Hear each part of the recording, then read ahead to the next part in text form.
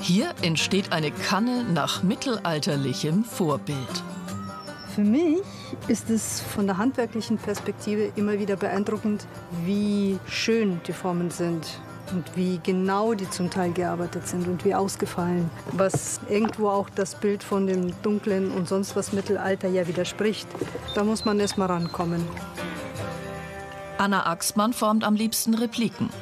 Und das auf einer selbstgebauten Töpferbank nach einem Vorbild aus dem späten 15. Jahrhundert. In die Arbeit mit der fußbetriebenen Scheibe hat sich die ausgebildete Töpferin über Jahre reingefuchst. Die komplette Arbeit ist ein bisschen anders.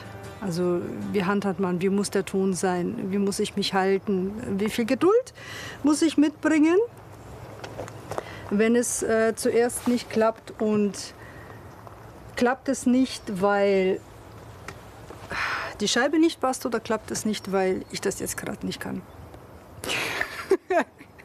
Meistens war es das Zweite. Die neuen Kannen müssen, je nach Wetter, erst mal 2 bis 5 Tage trocknen, bevor sie zum ersten Mal gebrannt werden können. In ihrer kleinen Manufaktur in der fränkischen Schweiz sind schon zahlreiche Objekte nach historischen Vorbildern entstanden.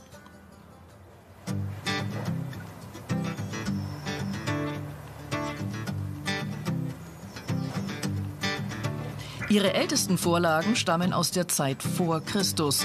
Grabbeigaben aus der vorrömischen Eisenzeit. Das ist eine Auftragsarbeit für ein Museum. Also ein relativ frühes Stück. Und da es Beigaben waren, war es mit Sicherheit etwas, das auch auf schön getrimmt war. Nicht immer geht alles glatt. Im Atelier lagert auch fehlerhafte Ware. Kann alles Mögliche gewesen sein. Zu schnell getrocknet, zu heiß gebrannt. Selbst bei den modernen Öfen ist es sehr oft ein Überraschungsei. Man macht auf und denkt sich, hat es geklappt, hat es nicht geklappt. 5 Grad machen im Brennofen oft schon einen entscheidenden Unterschied. Über Stunden werden ihre Tonarbeiten hier zu benutzbarer Ware. Es sind Erfahrungswerte, was wo wie lange drin bleiben muss, damit es hart gebrannt ist, aber sich nicht verformt, springt oder die Glasur Schaden nimmt. Der ist schön geworden. Dinge, die auch schief gehen können. Die Glasur ist leider ein bisschen gelaufen. Insofern kann man lassen, ist aber nicht wirklich, hier, ist nicht wirklich schön. Tada! Das sind jetzt alles Teller nach Vorbildern bemalt, nach italienischen Vorbildern. Sehr gut. Feuerbrand.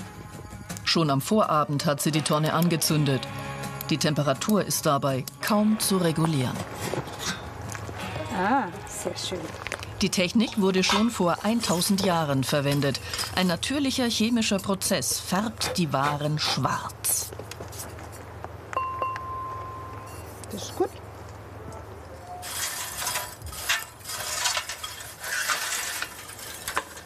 Und das ist sogar noch besser. Mit Metallglanz.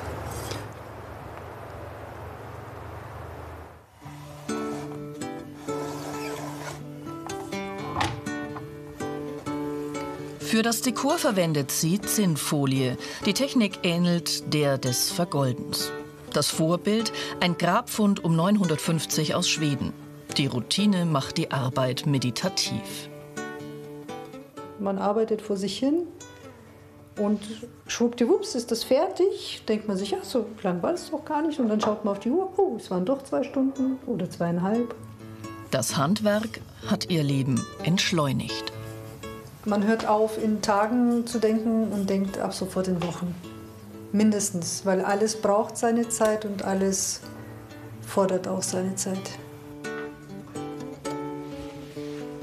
Es macht mich zufrieden, wenn etwas so rauskommt, wie ich es mir gedacht habe.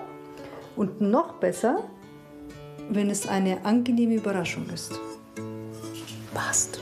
Sehr schön. Die Hafnerin Anna Axmann lebt zufrieden im Rhythmus vergangener Zeiten.